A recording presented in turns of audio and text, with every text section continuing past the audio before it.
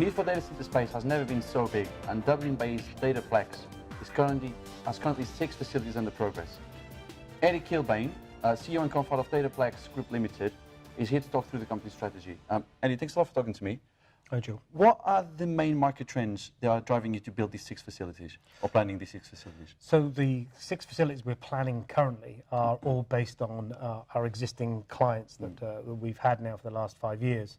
And what we're doing is we're discussing with them what their plans are. As a small niche player in the data center market in Europe, we've adopted a policy whereby we will work with our existing client base and we will deliver the type of data center that they want in locations that they need to be in. So we're not out there leading a march, building large facilities, looking for clients then to come to it. We're working with customers who need to go to certain markets, be in that market for whatever reason they are, and provide a facility that they can know and understand and sit back into their own portfolio as part of their own infrastructure. Okay. So that's the driver. That's the reason why we're looking at the markets we're looking at. And we're at various stages of those markets. So some of them are very high level, very early, much bigger projects than our normal sort of sweet spot. And then we have other projects which are going to start construction now in north of England by Christmas. So that will be 3-4 megawatt data centers for one client. And that's a mirrored a platform for a cloud that they want to extend into the northwest of England, and that will be in a 5-kilometer campus of where they need to be. Okay. Are there any more projects beyond these 6? Any more plans for anywhere else in Europe? So the size of the scale of the projects, 2 of them are going to be so large they will take probably 5 years to deliver. Okay. What's so large? Large is 170 megawatts, okay. 170 megawatt, one at 60 megawatts. The other then are more of our typical size, which would be our niche 4 megawatt data centers.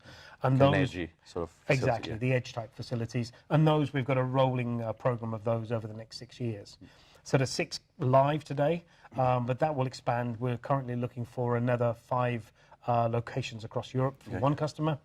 And those 5 locations are based on their demands. Again, we're not doing it speculatively. We're doing it based on our customers' requirements. Okay. And when you go out there to buy this, to build these facilities or buy them, what's the business model like? Do you usually buy the building, an empty shell, or do you build from ground up? Or so as an operator, DataPlex, we bring in our partner, a company called Clyde Real Estate, which is part of my business partner, Colin Piercy's Carissa Group. And that company then will actually buy the leasehold, will buy the freehold of the building if it's available. We as an operator then will take a 30-year lease on that, and we will then bring our client in. So we don't tend to own the infrastructure. We bring our partner in to own the infrastructure. We then take a lease on it, and we manage then the rest of the facility. Our preferred option of a building is a shed. We'd like to see existing buildings so we can get to the market very quickly. And because of the fact that they're quite small footprints at 4 megawatts in data center terms, to do anything more, the cost to actually get a return on building a greenfield site just isn't there. So we tend to look for existing facilities. And we try and tend to through our own research, we're looking at facilities that are close to fiber, close to power, but more importantly, no one really knows that those 2 characters are there, and we're finding individual buildings that we can get at a very good price, so it's not overinflated because the market's going to go there. Okay, and we've spoken about the 4 megawatts facilities. Do you have any plans for smaller ones, even smaller ones? Not really, no. We're struggling at 4 megawatts per facility. Okay. Our cost of overhead and everything, we know we can get a recover. I think if you go smaller, then you need to then start adding all the other layer of services. So, your managed bandwidth or your managed I was thinking about edge data centers, basically. Yeah, we're looking at wholesale edge. Okay. We just purely look at the technical space as a landlord, and we don't provide any services to the customers apart from security and maintenance.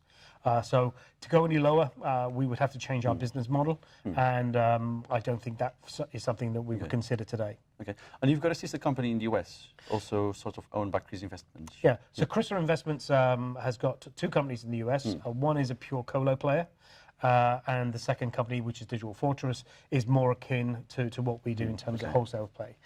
So Colin's business in America, Colin Piercy's business in the States, is run by similar executives as myself, and they manage the US market. We as a sister company, because we have resources here, design support and management support, we do help and work with each other.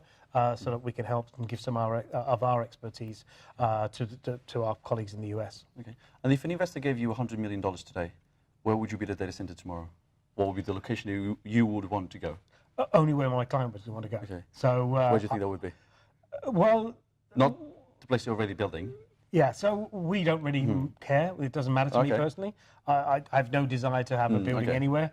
We're working aggressively now with our customers to help them grow their business. So my business is only based on what my clients are going to do. It's not something we've done this speculative, which we had to do to prove a number of things, prove to the market that we were a capable operator, to prove to our customers that the product they were going to get from us was equal, or if not better in some cases, to what they were delivering themselves. And as this small niche player, we've managed to attract some of the largest customers in the world to come into our facilities. So it's those people who I look to and help and support grow their business. And likewise, that will help me grow my business. But it means... hand wash another. Yes, exactly, hand washing another. But the thing is, by doing it this way, there's more certainty in terms of funding, there's more certainty in terms of our growth and how we can grow our business, and it helps us structure our company so that we can grow in sustainably. To go off and just look to a city and build a new data center without a client, it goes back to... Pointless. Well, it's not so much pointless, but you need to have deep pockets to ride through that period of build it and they will come. And that's quite painful, you know, because you now are not gauging what your clients need. You're now possibly forcing a customer to come to you as opposed to you go to it. Now, fine, there are markets such as Slough and Amsterdam and Frankfurt where you know you will get that. But they're quite noisy markets, and there's already some very good, solid, established data center operators who are already in there. And if there's value in it, they'll already be doing it. So you have to ask yourself, why are they not doing it? So, and on the projects you currently got in the progress, what's the uptake like? What's the anchor customers? It's only one anchor customer. So, is this a hyperscaler? Is this is a hyperscaler, and it's an edge for a hyperscaler. Cold? No, I can't tell you. No. Okay. American, Asian. It's a company. Oh, okay. Cool. It's a company. They're everywhere. So yeah. So we have, as I say, we have 5 customers, and we're at the moment talking to a 6th one, and that will be a new entrant to the European market. Okay. So they will be different, but again, you know, the business that we're in, both for our customers and ourselves, the NDAs and the security of protecting the anonymity of that customer is the most important thing to us. Can you tell us at least the continent they come from? No. It doesn't matter. Okay, well, it's just interesting to know. I know, but your viewers are going to, you know, we're all in there. Yeah, they're in this together. Yeah, they're not going to be upset that I'm not telling you who they are or where they're from. One last question. In the next 12 months, what is the number one issue that you would like to see the industry come together to solve? Something that's actually doable, a challenge, an issue, something that could be fixed in 12 months. So something we've worked on, over the last 5 years, we've seen you know, the weather and the temperature and the climate changing dramatically. Okay, we currently deliver, you know, free air cooling in Ireland, you know, from direct or indirect solutions. But what we've seen this summer was record temperatures in Ireland, and potentially, I can see that that's going to become a problem as temperature rises, you know, going forward. So what we've done as a business, we've said, right, our worst service level agreement we have with our customers is our cooling service level agreement, and it's the one that's the hardest to maintain. So we're working currently with a spin-off company out of Trinity College here in Dublin, and we're working with them to create a new cooling solution at the server level. Okay. So we're not going to now be worrying about the environment of the data hall itself.